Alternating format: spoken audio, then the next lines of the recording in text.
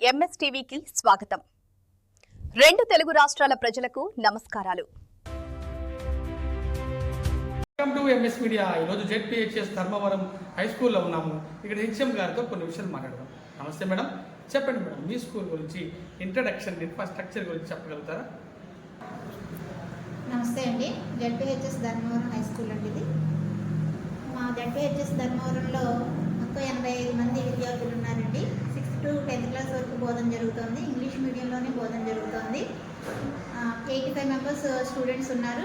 అలాగే 9 members teachers ఉన్నారండి. ప్రతి క్లాస్కి సంబంధించి క్లాస్ రూమ్స్ పర్ఫెక్ట్గా ఉన్నాయండి. అట్లాగే బాయ్స్ అండ్ గర్ల్స్కి సెపరేట్గా టాయిలెట్స్ ఉన్నాయి. అదేవిధంగా వాష్ ఏరియా ఉంది, అలాగే హ్యాండ్ వాష్ ఏరియా ఉంది, అలాగే మా పిల్లలకి సరిపడా ఫర్నిచర్ ఉంది, అలాగే స్టాఫ్కి సరిపడా కూడా ఫర్నిచర్ ఉంది. అన్ని ఫెసిలిటీస్ స్కూల్లో ప్రొవైడ్ చేయబడి ఉన్నాయండి. గత సంవత్సరం ఎస్ఎస్సి పరీక్షల నందు 27 మంది స్టూడెంట్స్కి 24 మంది పాస్ అయ్యారండి. దానిలో ఒక స్టూడెంట్కి సైన్స్ సబ్జెక్ట్లో 100కి 100 మార్క్స్ వచ్చాయి. అదేవిధంగా 500 పైన వచ్చినటువంటి విద్యార్థులు ఏమైనా ఉన్నారండి.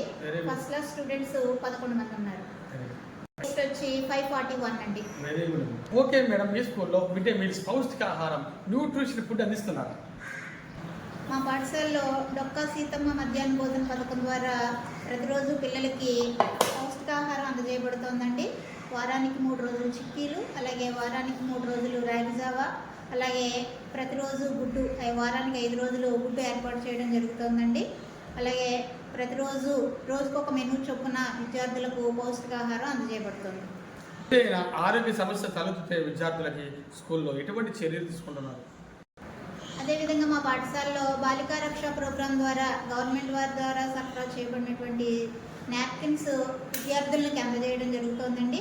అదేవిధంగా పిహెచ్సి వారు ప్రతి గురువారం కూడా వచ్చి ఫోలిక్ యాసిడ్ ట్యాబ్లెట్స్ ఇవ్వడం జరుగుతుంది. విద్యార్థులందరికీ కూడా ఫోలిక్ యాసిడ్ ట్యాబ్లెట్స్ ఇవ్వడం జరుగుతుంది. అదేవిధంగా ఏదైనా ఆరోగ్య కార్యక్రమాలు జరిగినప్పుడు ఏఎన్ఎం గారు కానీ, అలాగే ఫీల్డ్ అసిస్టెంట్గా ఆరోగ్య శాఖ నుంచి వచ్చేటటువంటి అధికారులు కానీ వచ్చి పాఠశాలలోని విద్యార్థులకు వారికి కావాల్సినటువంటి ఏర్పాట్లు చేయడం జరుగుతుందండి. అలాగే ప్రభుత్వం వారు పిల్లలకి చదువుకోవడానికి ఎటువంటి ఉచిత సౌకర్యాలు, సదుపాయాలు కల్పిస్తున్నారు?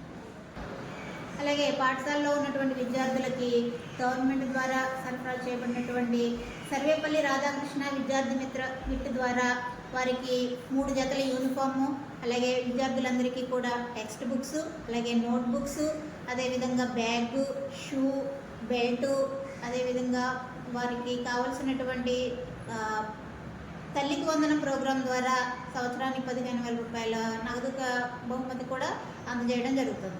చివరిగా విద్యార్థుల తల్లిదండ్రులకు మీ గవర్నమెంట్ స్కూల్ గురించి ఏమని రిక్వెస్ట్ చేస్తున్నారు? సందర్భంగా విద్యార్థుల తల్లిదండ్రులకు చెప్పొచ్చేది ఏంటంటే, ప్రైవేటు పాఠశాలలోనూ ఏ విధంగా విద్యాబోధన జరుగుతుందో అంతకంటే ఎక్కువ విద్యాబోధన మన గవర్నమెంట్ హై స్కూల్లో జరుగుతుందండి.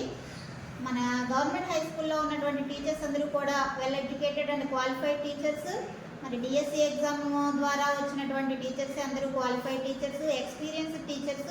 మరి అలాంటి టీచర్స్ చేత విద్యాబోధన జరుగుతున్నటువంటి గవర్నమెంట్ పాఠశాలలో విద్యార్థులకు కావాల్సినటువంటి మరి అన్ని రకాల నైపుణ్యాలు సంపాదించడానికి అవసరమైనటువంటి నాలెడ్జ్ని అందజేయడం జరుగుతుంది.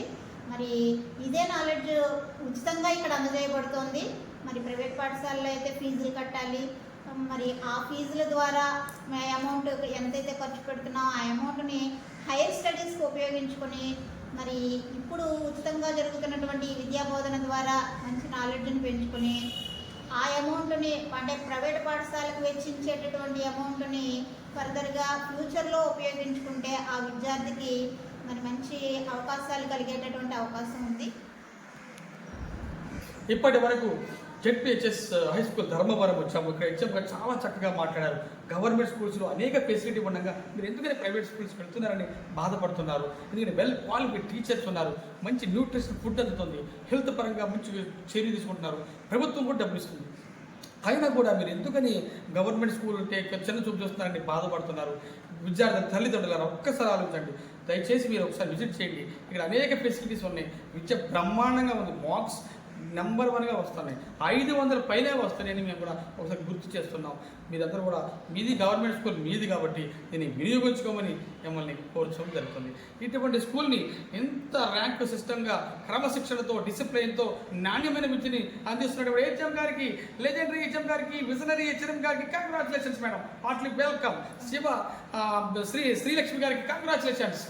ఎంఎస్ మీడియా ప్రతి చోట ప్రజలమ్మ.